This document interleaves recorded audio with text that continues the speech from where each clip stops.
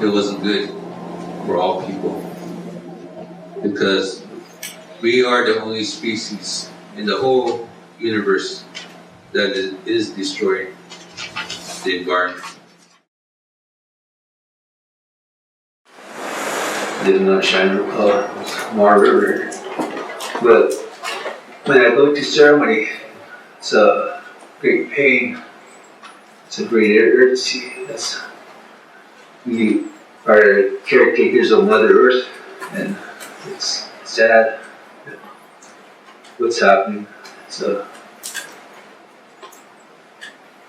hard every day. Makes you want to cry for relatives.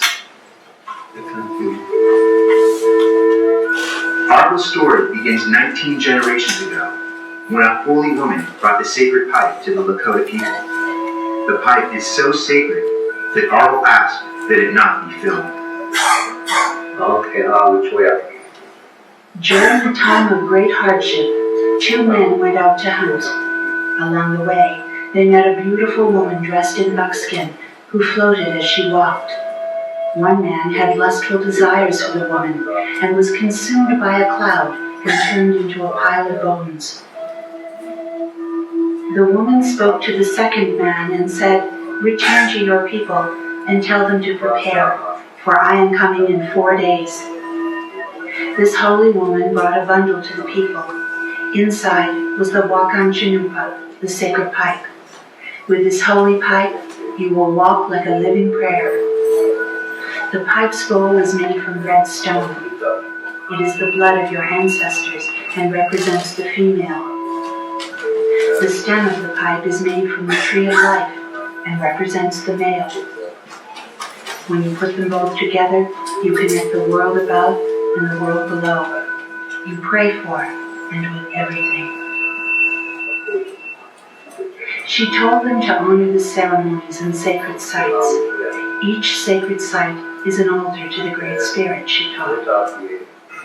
Before she left, she said that her spirit would return to help us in a time of great hardship, and that we would recognize her. As she left the people, she rolled over and became a black buffalo, then a red, yellow, and finally a white buffalo. This is where she received her name, White Buffalo Calf Woman. We still have the pipe bundle that she left us 19 generations ago.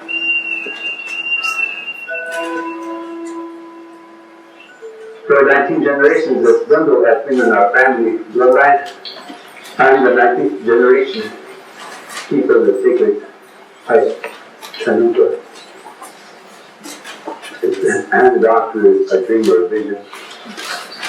Before a person goes into spiritual, they cannot on to the next one. Kukasha Kantuka, I think at 12 years old, I was given that responsibility to be the keeper of the sacred pipe. Today, it's my responsibility to take care of our sacred ceremonies and sacred ways.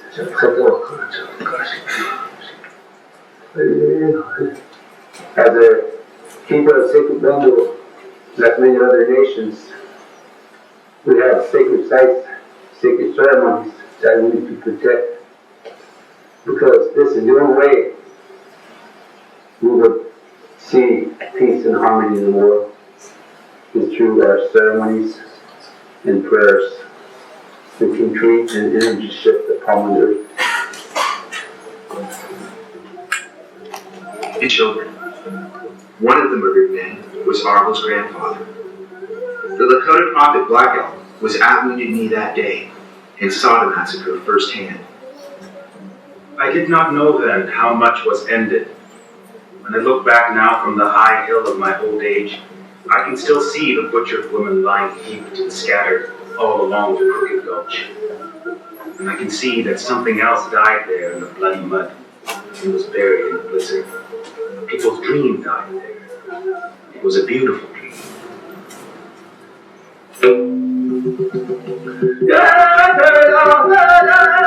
The nation's hoop is broken and scattered. There is no center any longer, and the sacred tree is dead. Near the end of his life, Black Elk went into Hesapi, the Black Hills. It's a sacred site known to the Lakota as the heart of all that is. Black Elk climbed to the top of the highest peak and prayed. Hear me in my sorrow, for I may never call again. Oh, make my people live. Black Elk had a vision about one day. In his vision, he said, the sacred tree of life that would nourish the seventh generation 100 years later. 1986, he started a journey. Washila Waichaku, his wife and Pearson, he journeyed back to Wounded Knee on horseback. It's called Mending of the Sacred. When day one, it was sub-zero temperatures. Elvin chill was like 60 below. And it was so cold that I did have to make that journey. And because it was below zero, it was very difficult. But the spirit was so strong that people are still moving out there just to be part of that journey. These guys, back in 1890, they walked in that slope. Their moccasins were worn off, their feet were bloody. It was difficult. I have to face myself at times, I shed tears. That's what it would take for us to find peace. Be strong enough to pray for forgiveness. Being on the right foot that day, have to forgive. And I pray that there would be no more wounded knees throughout the world. Because no more are we like individuals. We're all faced with what's happening with the environment. Everything is sick. In 1990, 100 years after the massacre of Wounded Knee, the sacred group of life was mended. The tree of life grew again, and a sign would come to bring the message of peace and forgiveness to the world. 4 years later, this white buffalo cat through the palm of their the spirit of this white buffalo. A lot of people dreamt about this even before it was born. And then people in the Sundance or Vision Quest or people just at home dreaming about the white buffalo. And I thought to myself when I was very young, I would never see that day, because the story goes way back to 19 generations. And since 1994, almost every year, a white buffalo calf stood palm of the earth. We say that every buffalo calf that was born since 1994 brings us a message. But we say that the positive is there, but the negative would be just as strong. So we have a message here today. It's a great urgency that's happening today. It's a blessing to all of us, that the signs of these animals being born. But it's also a warning. We are at the crossroads. Either be faced with a lot of disasters, or we can unite spiritually with the nations of the world. We need to find a secure path for our children. The White Buffalo woman instructed a small nation to pray and hold ceremonies at sacred sites. 19 generations later, Arvol brought that message to the world and declared every June 21st as World Peace and Prayer Day. We have only a short time to bring respect and honor back to Mother Earth. This is the message of the sacred white buffalo calf.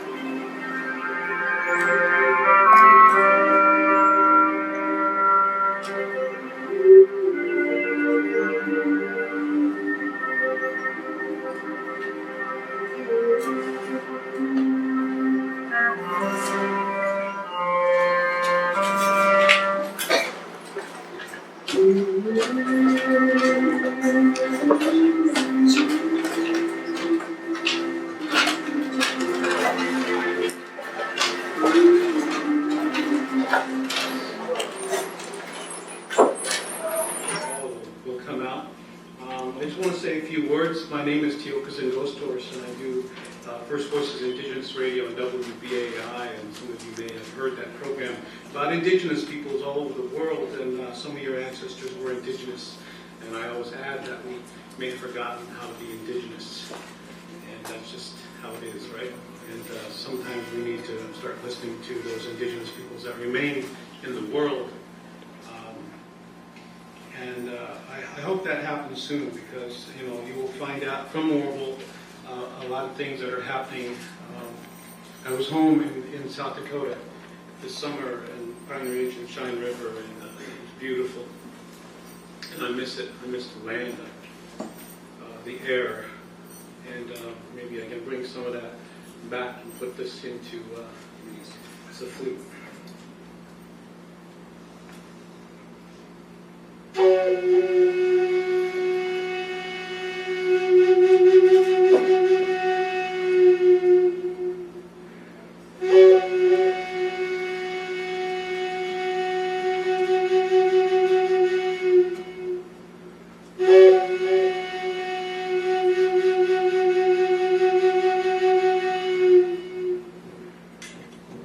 Yeah.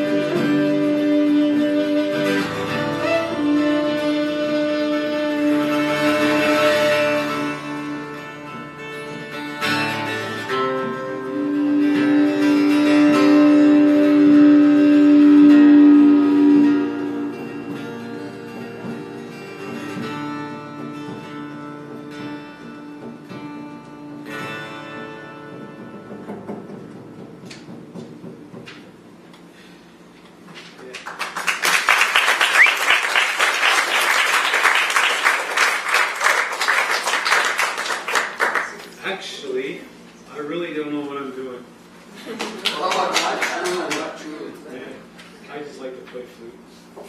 These guys like to tag along, right? That's right. Yeah.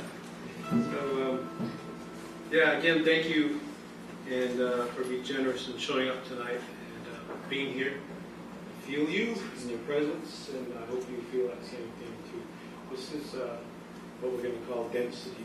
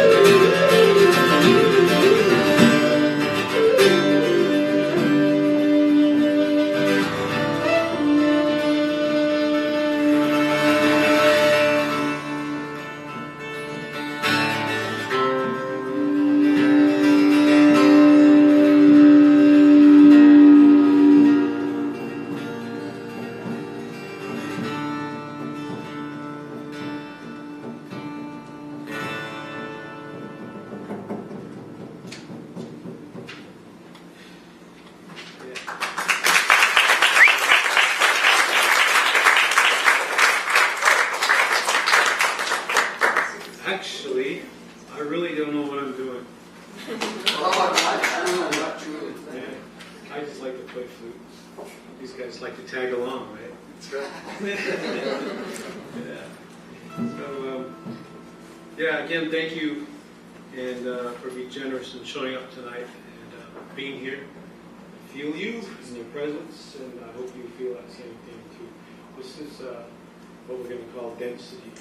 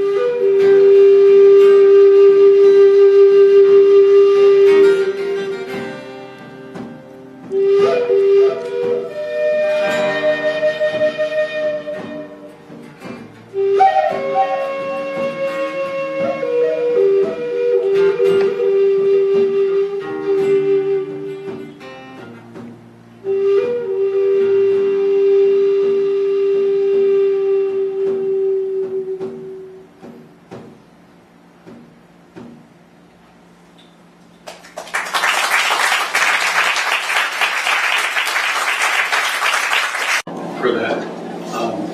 I'd like to introduce a friend of mine. We went to high school together about 5 decades ago. And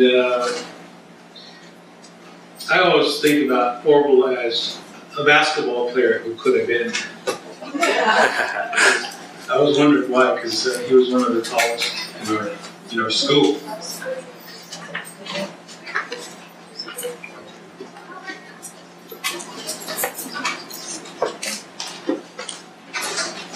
He was one of the tallest in our school, and I often respected him for his quiet way and manner. And just want to ask you to welcome my friend and our keeper of the White Buffalo Cat Pipe. And folks, this is Chief Overlooking Horse. Welcome.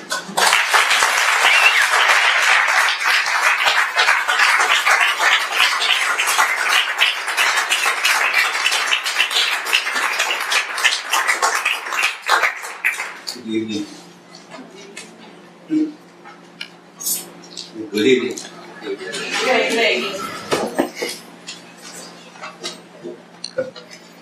It's a beautiful evening.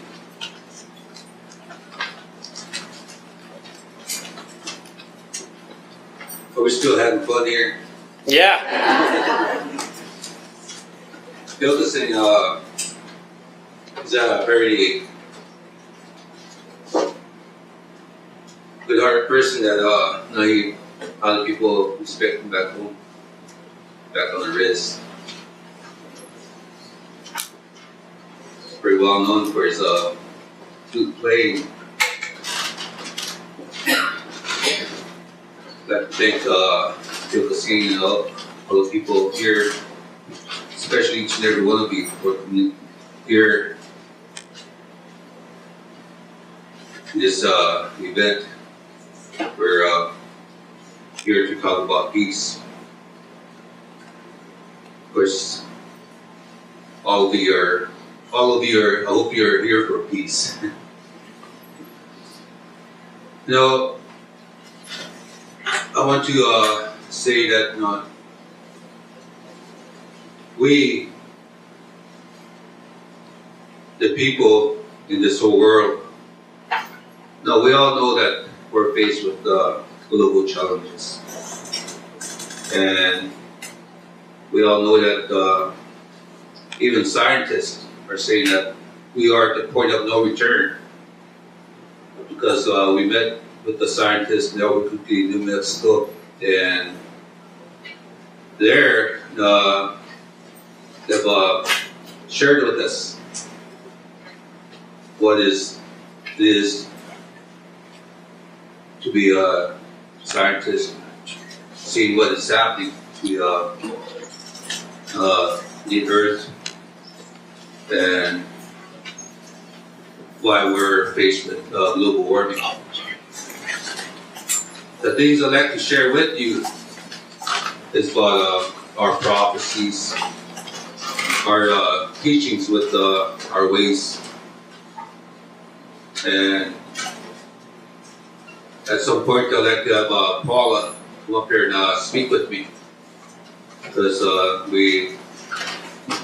I'm a spiritual leader and I don't use the internet. I don't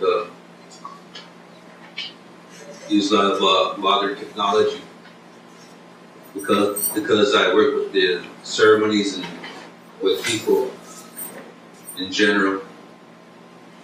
We do International World Peace and Prayer Day. We went all over the world, and it's nice to be here back in New York. We're here because of an international peace award at United Nations. It's called Juliet Hollister Award, and I did a blessing there. 2 years ago, I received this award, and I was quite,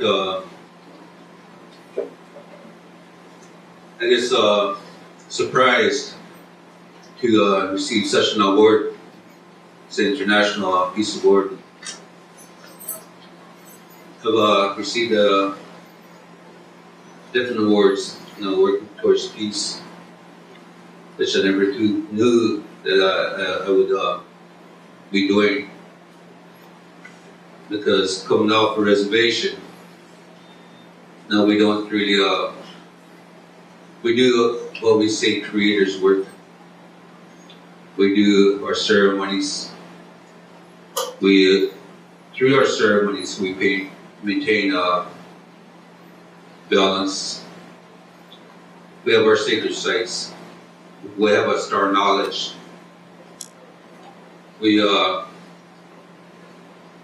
Our people are, you might say, they're oral tradition, because we never believe in writing things in books or any types of writing material. But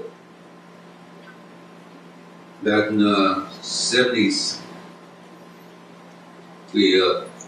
some of the elders said we need to start putting some of our history information, and star knowledge was one of them. Star knowledge is about sacred sites. It's like a mirror in the stars and here upon the earth. And the energy goes way back to the first creation was Ea. Ea's a rock, a stone, and then the word of life, Maniwichoni, the word of life. When these two came together, it brought an energy called Wowak, a sacred energy. And from there, the creation story started. And a lot of our creation stories leads back to the animal nation, about the two-legged, the four-legged, the winged ones. That everything has a spirit. It starts from Ea and Maniwichoni. Everything has a spirit because Mother Earth is a provider. So, at the World Peace and Prayer Day, we say that Mother Earth is a source of life, not a resource. So I'd like to read a statement at this time on World Peace and Prayer Day since 1996. And before that, we've been going through our ceremonies. We have to go through our ceremonies to bring messages to the world. We have to go through our ceremonies to be a voice for the people. We are at the crossroads. Either be faced with a lot of chaos, disasters, tears from our relatives' eyes, different sicknesses, viruses, or we can unite spiritually, globally. So this is a statement that we used in 1996, the first World Peace and Prayer Day at the sacred Black Hills, Bahasapa, in the Black Hills of South Dakota, and a place called Devil's Tower. Earlier in the springtime, a lot of our people were known to we use horses for not only riding, but we use horses to carry messages to different territories, different places. But we also use runners to run, and they offer tobacco, and they would bring a message to different parts of the world. So, 1996, we started from Uchimakoche, we call Canada, and we traveled across Canada through Montana into Wyoming to a place called Devil's Tower, and a country that was founded on freedom of religion. Our people we never got our freedom of religion until 1978, the Freedom of Religion Act, 1978. This country was founded on the freedom of religion. but yet it outlawed our people not to do ceremonies. It's all because of money. It's all about gold. And I've learned a lot from elders and a lot of our, I guess, teachings, or a lot of the stories never went further than the reservations, probably, because when you speak about, like Mr. N did, you're putting yourself on the line at the time, and today it seems like we have a lot more voice in the world today because of what has happened to the earth, what we call grandmother earth.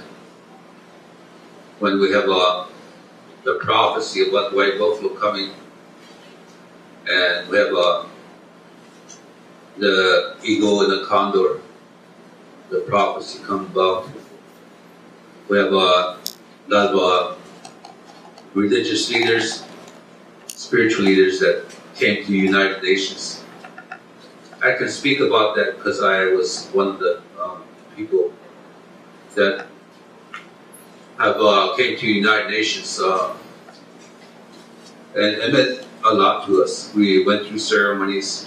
We did everything that possibly we can do to bring a message to United Nations, and have religious leaders talking about these changes that we're in today, that people need to unite spiritually, and we're coming into a time when people would unite spiritually. But somehow it never really, I guess, the word, the message never really went out the way it should be. Back in 1890, they said that the sacred hoop of the nation was broken for the Sioux Nation. That's when, back in 1890,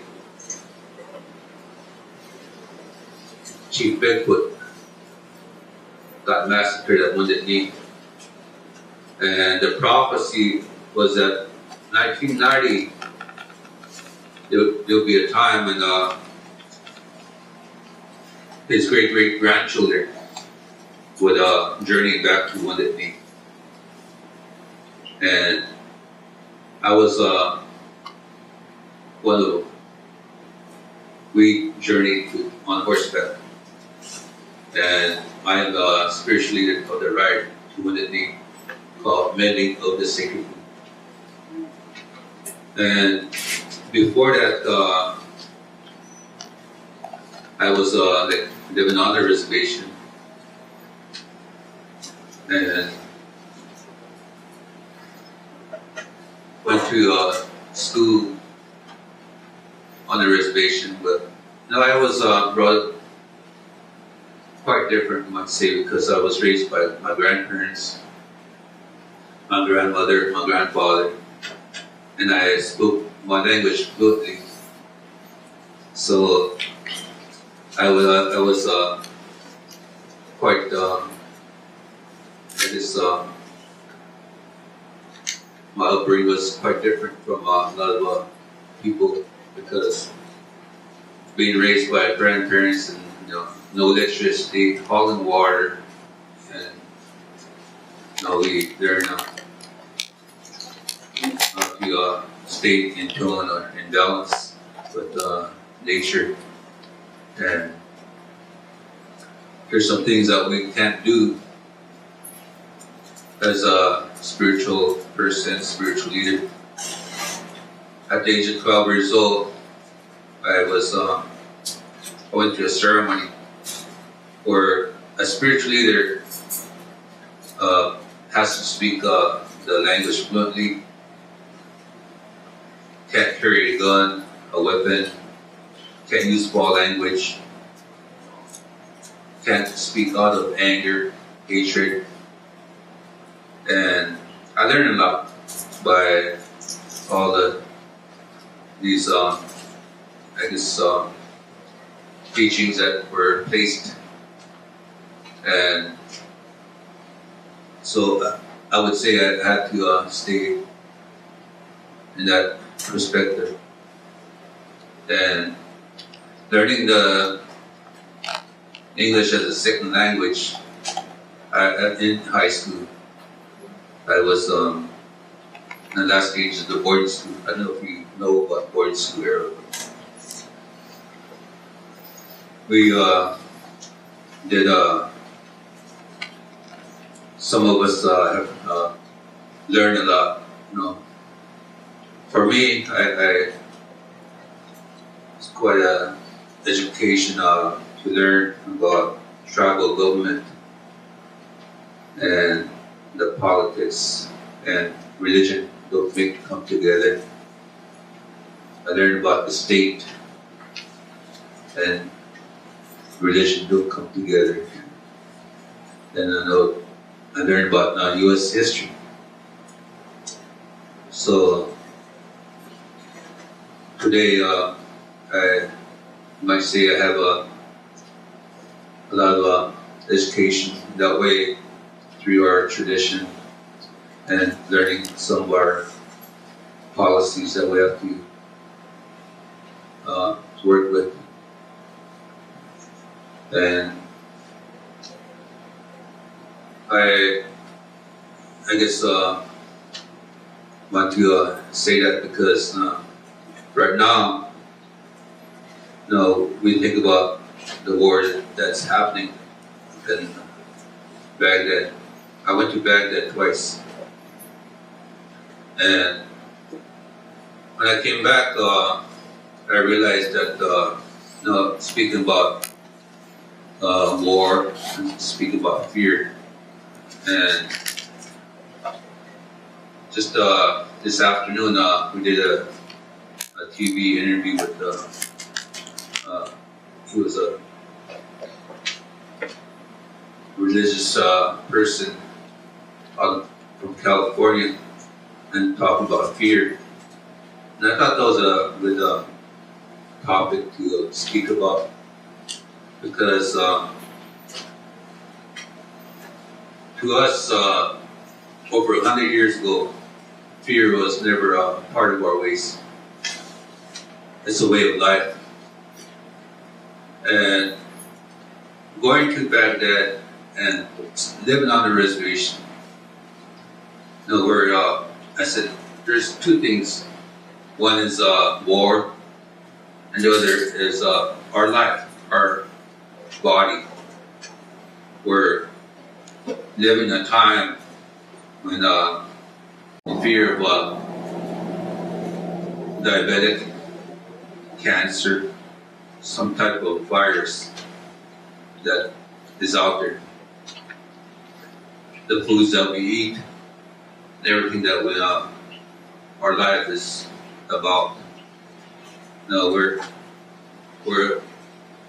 up against the grain because the flow is not correct, right? And that was a prophecy that was brought about in early 1900s in the Black Hills. The Black Hills at the heart. And when we speak about the heart of Wajimaka, Grandmother Earth, that we're speaking from a place where only like a satellite picture photograph could take. Yet this was taken when there was no helicopters, when there's no satellite, when elders communicated with animal nation, when the animal nation can change themselves into human beings. That happened in Secret Black Hills. We're people of ceremonies. and we're people of communication. We know and we see. So that elders said, no, we are the watchers, we are the seers. We know what is happening all over the world. Through our ceremony and through our ways, we know what is going to happen in the future. And I can only share with you there's a fine line, but through the ceremonies, it's more, very powerful place to know, because people of the world should know what is happening. And I guess those are statements that I want to clarify, because a lot of times they say that when the white animals show themselves, show their sacred color, it's not only the white buffalo. See, the white buffalo was born in 1994. Almost every year, a white buffalo calf was born. But it's not only the white buffalo calf, but we have the white moose, white deer. I'm sure that you can see in the news that there's a lot of white animals being born. They're showing their sacred color, which is white. So, in our language, we say ska is white. But when you communicate in a level, in that the energy, it becomes a different term. We call it song. Song is more in deeper depth. In our life, we need to know the language that all of us are speaking. Because if you speak from your mind, you're going to hurt people. But when you speak from your inner peace, that's more of a blessing. The message that we carry. And that's what I guess we want to speak to the world in that way. That we can communicate. We can change. We can look. Well, first we got that the elders said, you got to have faith. You got to have that belief. And things could be, miracles can happen. Anything can be there. But bringing together people is the hardest part. But it seems like the only way things, when people come together is through global disasters.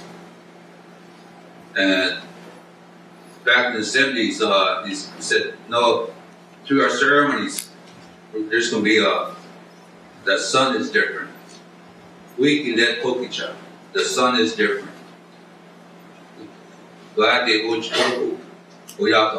Send a message to the people.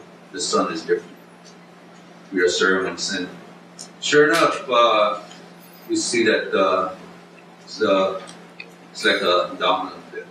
Things start to be, and that we heard about global warming pretty soon. Because when we brought a message to World Peace and Purity in the early 90s, that's the same year they called global warming. Scientists. Our elders have never met the scientists. We never had meetings. But we still came together at a time, 1 year. And it's pretty ironic.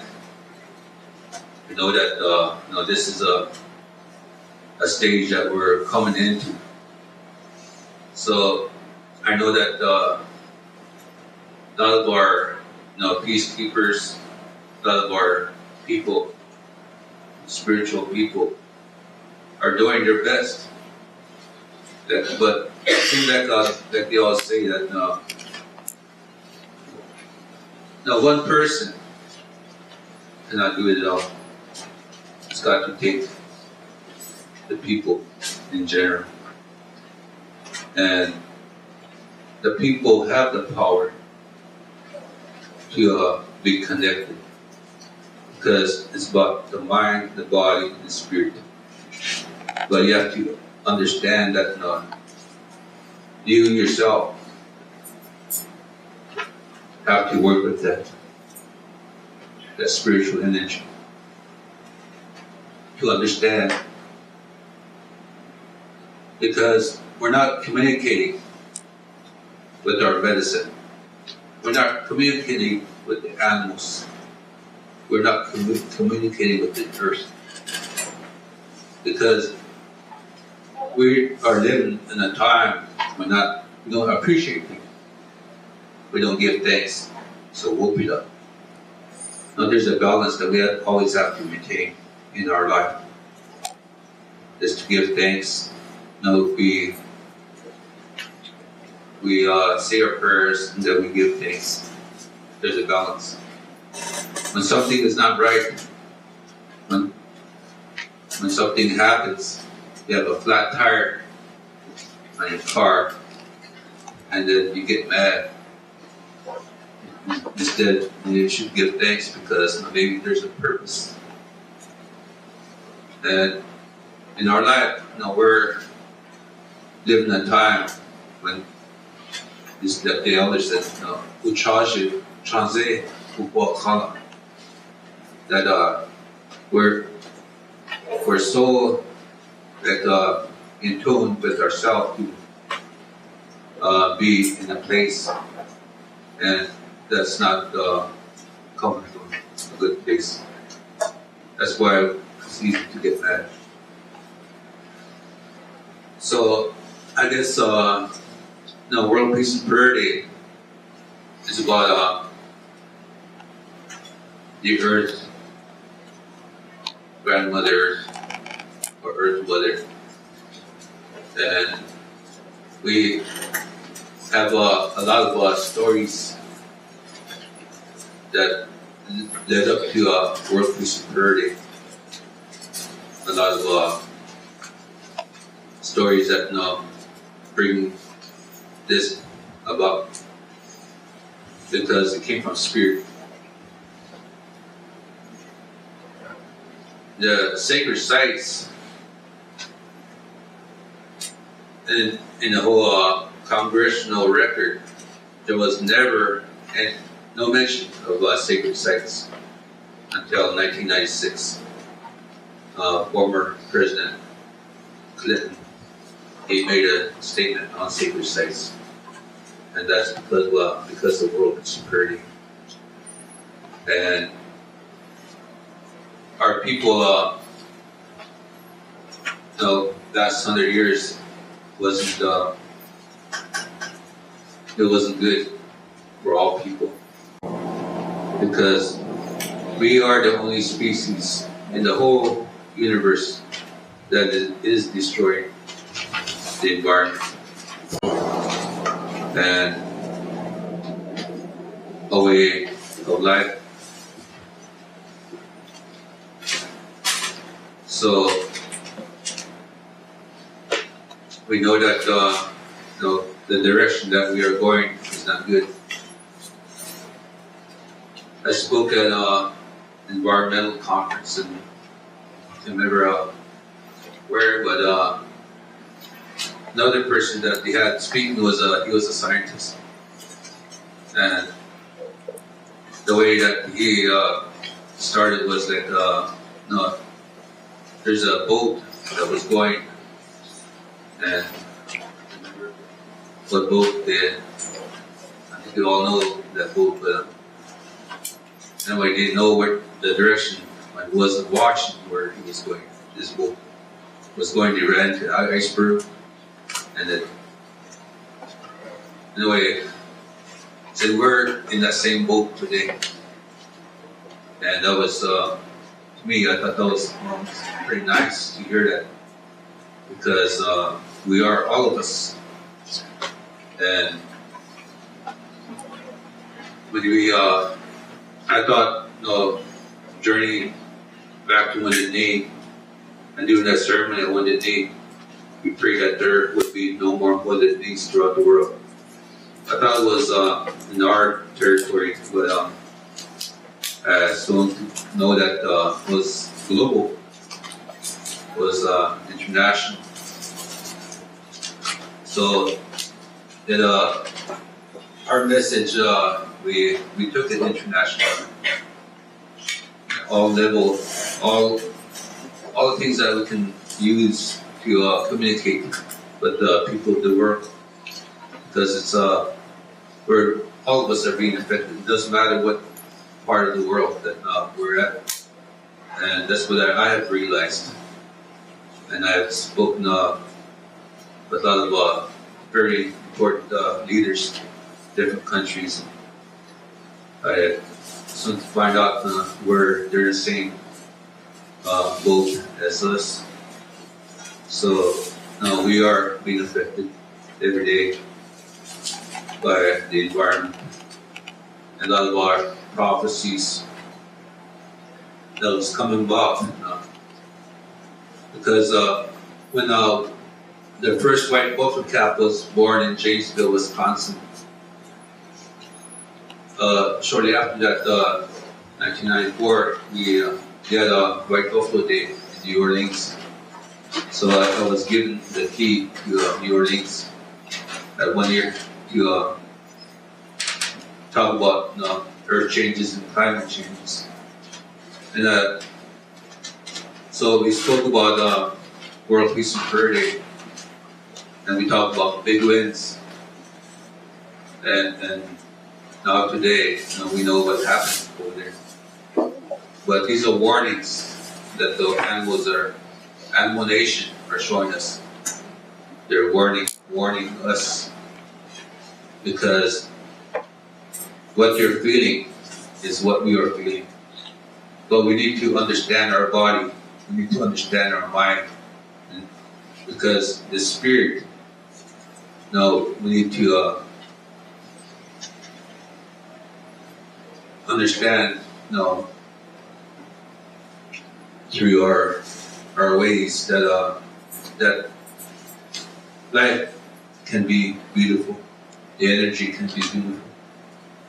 But today and the days to come, we need to have a better understanding.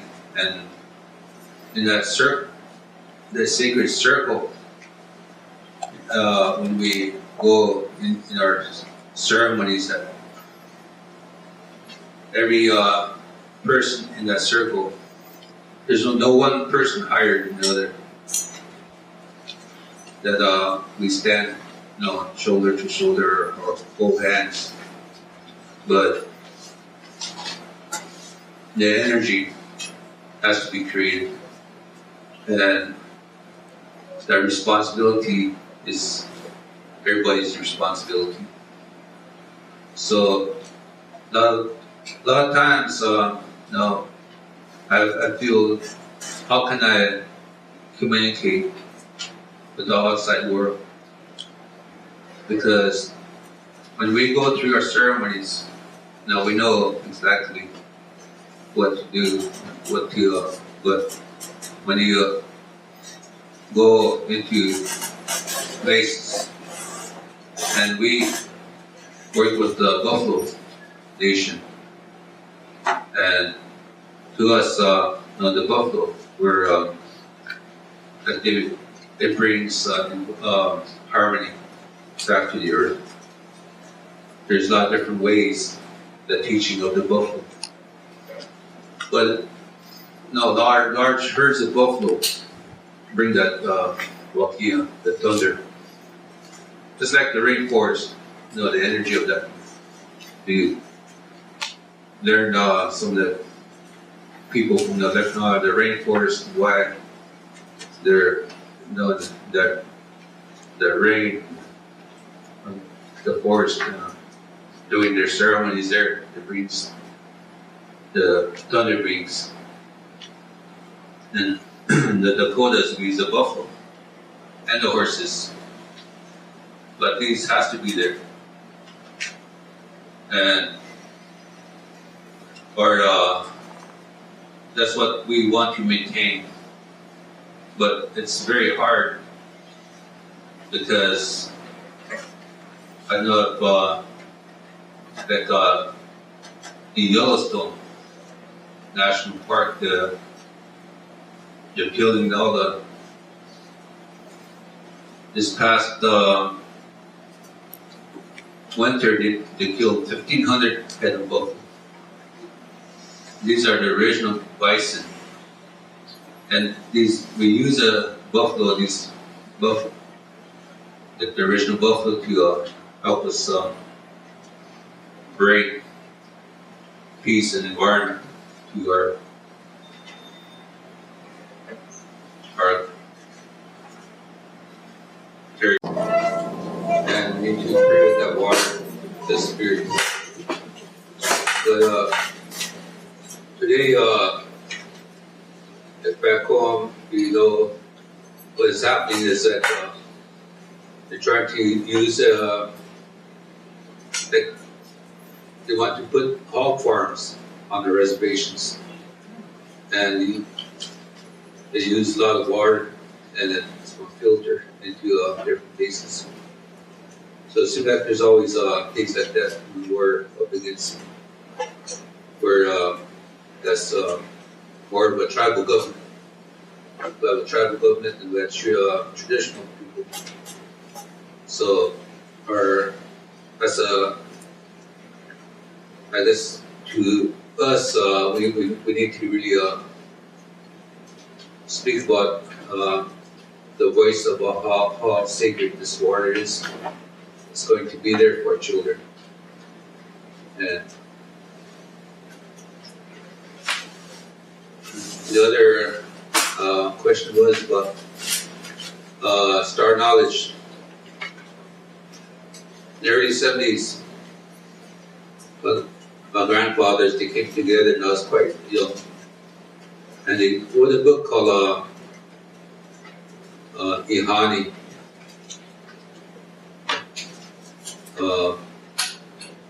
It's called Star Knowledge book. You can get that book from St. English College in Rosebud Reservation. But it talks about the best way that we can put this the book together. It's what the star knowledge is. It's like a mirror, and we have our sacred sites in the Black Hills, and there's like a mirror up in the stars. It's like a vortex, the energy.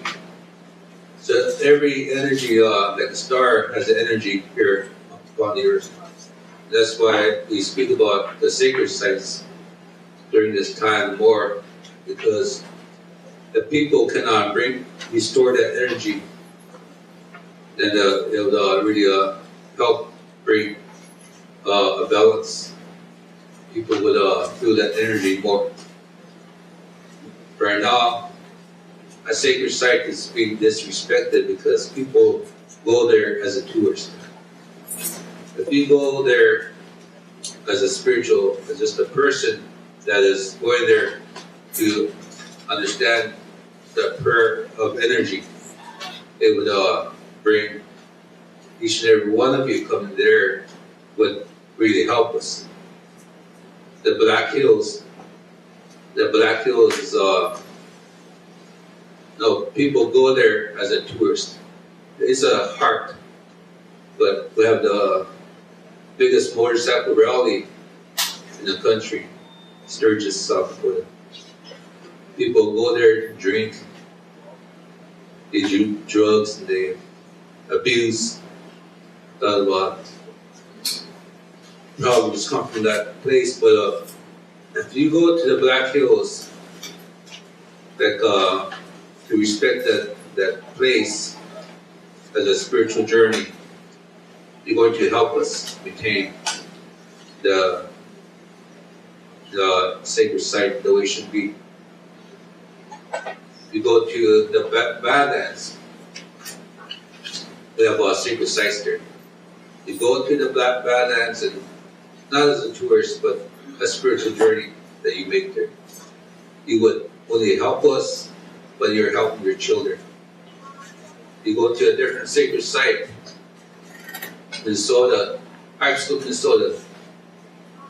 To go there, not as a tourist, But you go there and respect that place with a prayer, with some tobacco. That's the most beautiful thing that you could ever do. So I hope you can do that. Because these sacred sites, the stars are there and the sacred sites are here. We have many stories that relates to the way the formation of these sacred sites. That everything's all connected that way. The energy, how we work the earth, and different formations that was there. That only a person from the satellite view or helicopter or airplane can take pictures. Has to be way up there and take a picture and see that formation there. But it's there. But the only way that you can understand that is through follow your dream. That's very important. Because when you're in tune with your body, your mind, body, and spirit, you have to understand that dream. Nobody else can come in, tell you about this because it's your dream. You follow it. That's why we say follow your spirit, follow your energy, because that's going to be more educational to you than learning from a book. Because when you follow your spirit and you follow your dream, the more you get in tune with that, it's going to help you. So that's what we say. You got to be connected. You have to be in tune. But you have to work with it. Discipline yourself. Even from the foods that you eat. Because you have to take care of that body. You have to take care of the mind. And things will fall in place. Because when you're in energy with not a foul language, no, that's energy. If you have a gun in your home, that's energy. And that's going to not help you.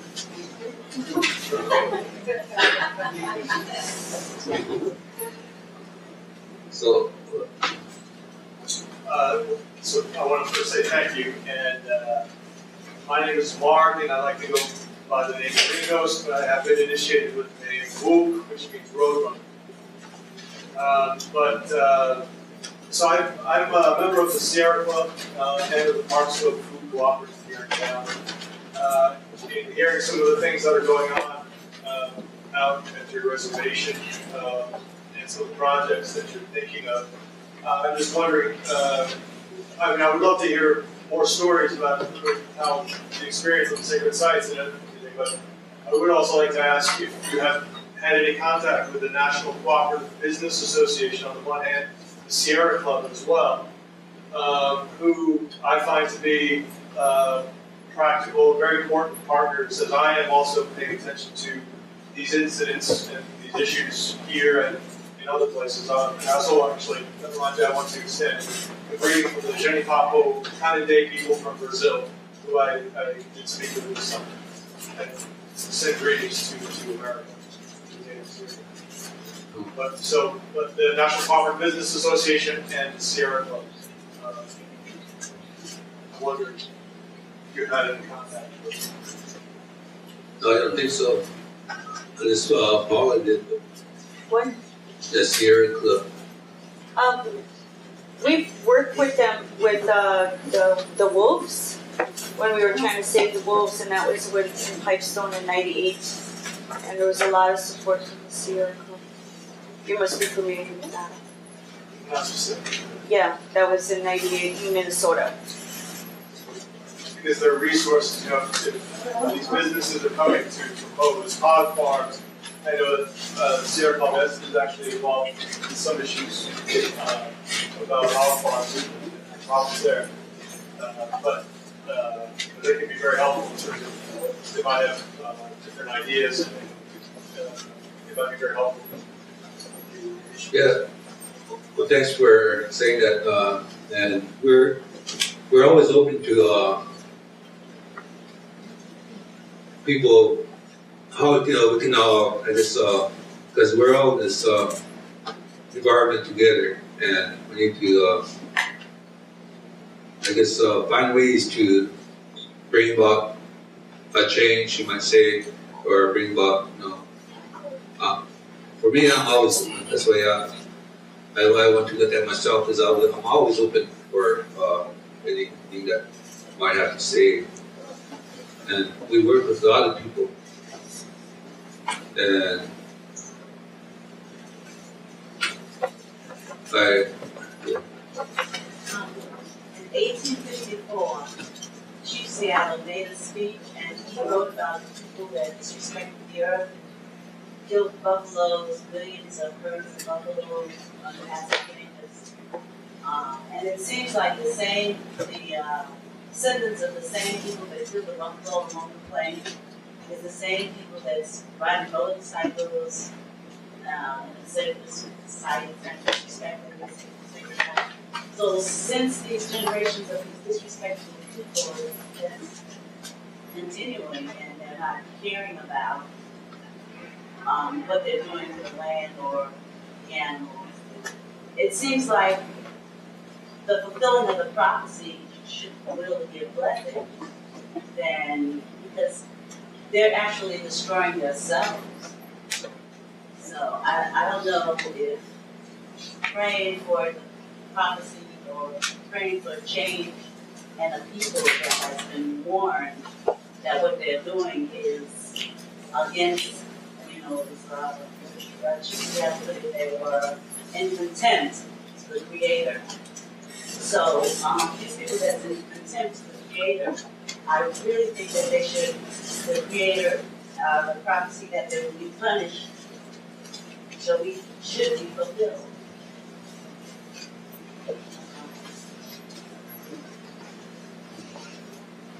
What can I do as an individual to help heal what you were speaking of before of the earth?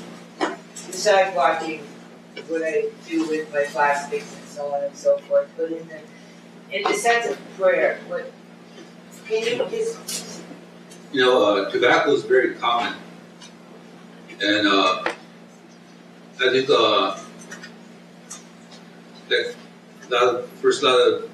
for a lot of First Nations people, use tobacco to always prayer always comes first, and then even if you're going to make a journey or do something, you always pray with that tobacco. So you get some tobacco and go be on a hill or by a tree, and then you communicate, and then things would fall in place with you, what you need to do as a person. Because I can't tell you what to do.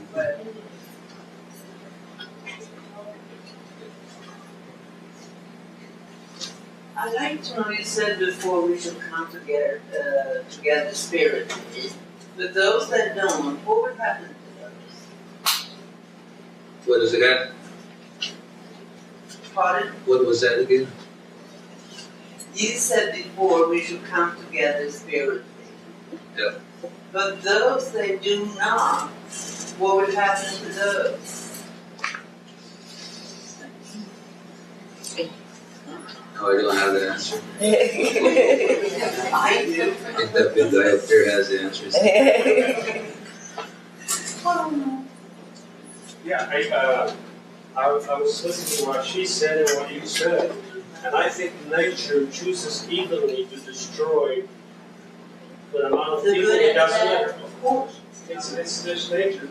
It might be you the destroyed one for me, but it seems like a natural path to keep growing in population as we are. But it's not going to be because you're good or bad. It's going to be because you are. I would like to say, I don't think we have a right to contemplate who's good and who's bad. I think that our responsibility. A guilty person would say, I don't think it's right. But if you know the history of your people, it's written right there. I mean, there's what I think to correct the situation because I've done some studying of history, and to correct the situation is to go before the situation started. Where did the situation start? Logically, who started the situation? Who just started this? And I should go back to the way it was before this whole ugly thing started. Well, if I could finish, what I was trying to say is that our work is to unite people spiritually, bring that consciousness and awareness of a solution. There are many teachers out there with many solutions. And what is Okay, I get when I'm talking, it's hard when somebody interrupts. Okay, I'm sorry. I'm not. I guess I'm not really left brain like a lot of people. I'm right brain because I'm native, and I like to just kind of finish my thought. Okay. But what I'd like to say is that when our responsibility, individual, I'm Arvol, is to educate about the significance of sacred science. In our cultural ways, we don't give up on anybody. You know, we have family members that are crazy, you know, and we still love them unconditionally. As human beings in the two-legged, we have a responsibility to care about somebody unconditionally. And that is hard to attain as an individual. But it is still a teaching in many, believe me, I've been to a lot of countries, those people that are following their ways. The main thing that happens out there that cause a lot of dysfunction in people is jealousy. They say money is evil, it's actually jealousy. Jealousy causes anger, it causes greed, it causes somebody to kill somebody to lie, somebody, you know, you could go on and on because there's that seed of jealousy in them. And a lot of times I used to ask as a young person, if we have our ceremonies, how come we can't destroy the white man? And I'm talking about when I really wasn't aware of my own spirituality and what that meant because of what was going on, the genocide amongst our people. And my grandmother said, you are not allowed to think that way because that is a spirit in itself of anger. And you need to deal with that in hate. And you need to deal with that because you are going to go nowhere in life. You're going to become stagnant if you allow that seed to grow. Because I was jealous of going to school and all these kids having more than I did. You know, you grow up in that poverty, and that's actually what's going on in the reservations now. But those are the original teachings. So it is not our right to determine what happens. I just lost a niece that was a beautiful person, and it was an accident. And so you can't, I guess as human beings, you can't say that it was good for them they died. You know, if you didn't like somebody. You cannot do that. That's just us though. And I think that a lot of people's beliefs, that's that way. You have to respect life and death. I think maybe people are misunderstanding what I was trying to say. I was talking about the people that disrespect the Creator. That's what I was talking about. But they can still come about. You have to have there the are faith. people that still disrespect the Creator. Right. And as Chief Seattle said in his speech, he said he didn't know. He asked the question, what manner of man are you?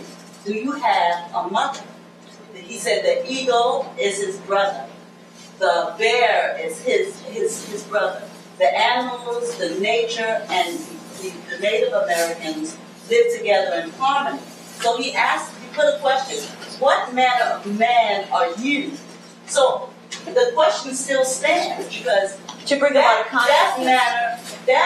that man, like for instance, the man that can go into Iraq and just bomb up everything, or go somewhere and just bomb not just the enemy, but children and women with these guns and these bombs. That manner of man still. Some of the things that we're up against and back home, because like a place like Fairview, they're trying to build a salon at the base of our sacred site. When we need these spaces to communicate to the Creator, it has to be a very quiet place. It's like a church. It's a place where we have to be ourselves. So, we're living a time, so that things are not quite the way we want things to be. And so we speak about when the positive is there, the negative is just as strong. Because we are living in that time. We're going to see a lot of false medicine men, spiritual leaders, medicine people, because they want to make money. But in our ways, it's not about money. It's about that connecting with the inner source of life. It's about peace and being respectful. So there's a lot to learn through walking. We say Champuluta, the red path, because when we talk about spirit, you can't put a price tag on spirit. So we have to understand that when you walk in a spiritual way, you understand that you have to always maintain yourself and your environment in a good place. Always go with the gut feeling. That's what the elders said. So a lot of times, we go to different countries, and we always have to go through our ceremonies. And we know that when we go different places, and that we always connect with the right people, because we rely on Spirit. We follow Spirit. And I hope all of you can understand where we are going with this. Because if we follow Spirit, our children are going to have a future. And all of us, we want our children to be in good health. We don't want our children to be sick. We want our children not to be born sick. So when we speak about healthy nations, a way of life, we speak about peace and the harmony, because we are the leaders today. We are the leaders today, and we're going to change the future. And I hope we all can stick together in that way, because we can make changes. But I hope we don't come to that place where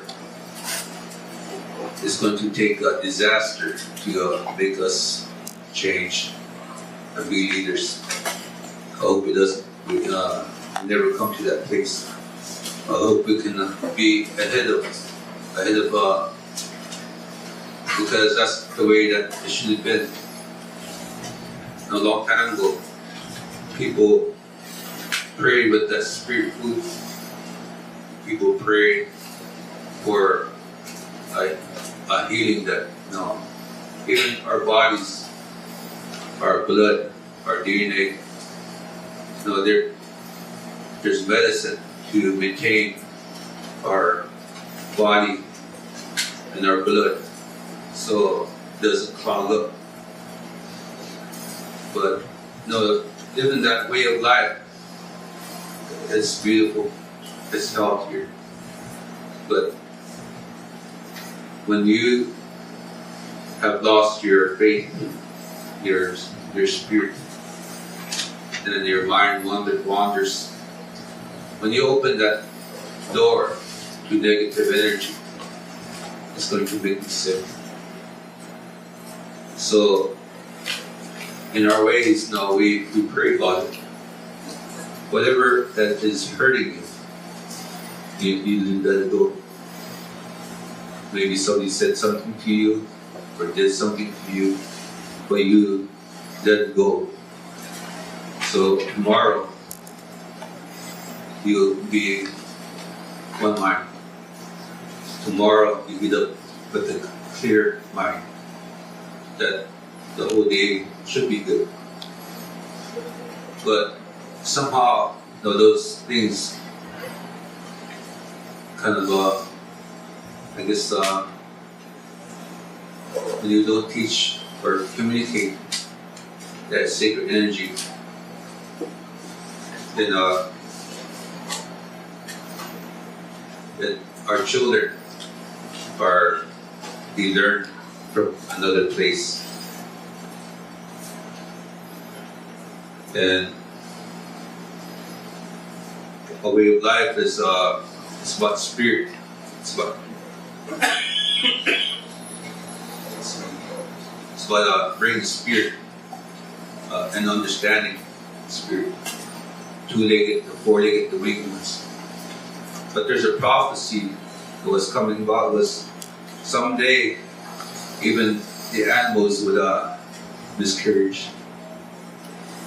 And when they're feeling that energy. So that's the time that the white animals are showing their sacred color. So there's a lot of teachings that goes with our, learning from the animal nation and taking our care of ourselves. But we have a lot of stories. That's why they say stories we share, and which our elders are pretty good at. They're well known for telling stories.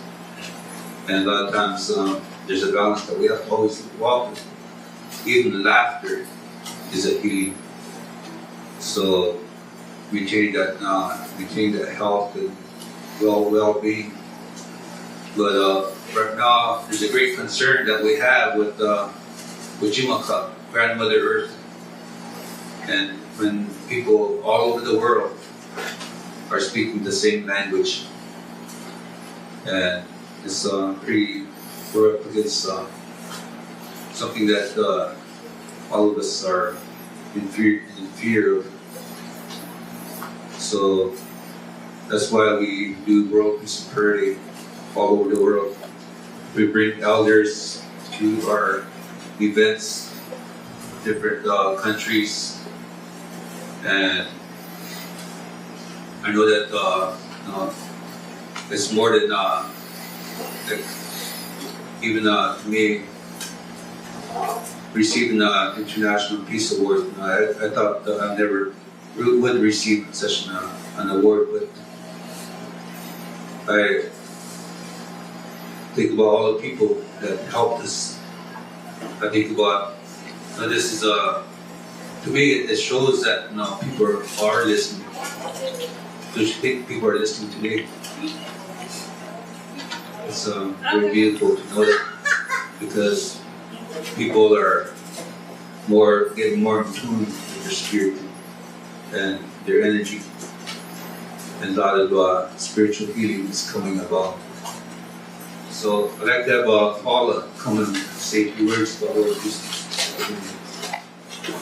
And those they call points on our bodies where energy can flow.